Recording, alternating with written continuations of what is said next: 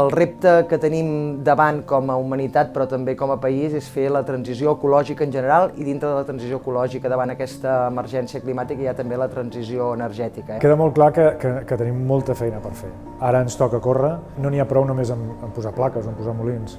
Fa falta gent, fa falta formació. Hem de ser capaços de complir els objectius que tenim fixats pel 2030. No podem fer aquesta transició d'esquenes al territori, l'hem de fer amb el territori, tenint en compte que sobretot volem fixar-nos amb aquests projectes distribuïts, aquests de 5 megawatts. Les transformacions energètiques no es fan d'un dia per l'altre, acostuma a ser processos de molts anys.